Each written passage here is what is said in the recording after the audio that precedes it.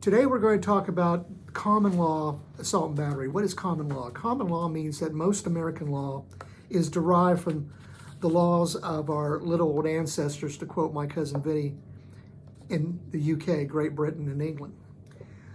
Assault is an unwanted perception that you are about to touch someone in a harmful way. You know, doing this like I'm going to hit you, that's an assault. Now, if I'm 100 feet away, it's not, because it's not realistic I'm going to be able to hit you from that far, unless I'm a superhero.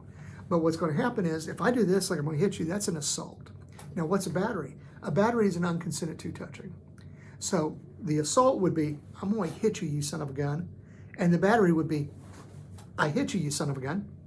That's an assault and battery. What happens if you're out at a restaurant or at a bar, or let's say, for example, it's political season, and you're standing in line to vote, and you're there getting ready to exercise your due diligence as a citizen of these great United States, and you're wearing a so-and-so sticky button on your coat, and the other person's wearing the other so-and-so's sticky button on their coat, and you start having a political debate in the line as you're waiting to vote. First, you're not supposed to be wearing that stuff into the poll place anyway.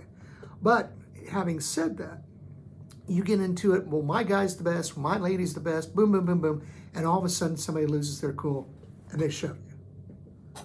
Okay, they shove you. Now that's an assault and that's a battery. We have the perception of touch, harmful touch coming, and we have the touch, the unwanted touch. It doesn't have to hurt you seriously, but in this particular case, what happens is you're off balance. You're not expecting to get shoved in a voting poll line, and you go down and you hit your head. Now somebody has to call the ambulance. And what happens, a head injury is always one of the most concerning, because there's a chance for neurological damage or impact. For example, if you slip and fall in a residential care facility, it's mandatory they have to ship you to the hospital. It's mandatory. If it's a head strike, it doesn't matter what you're saying. I know who I am. I know where I am. I know why I am. It doesn't matter. They're going to ship you.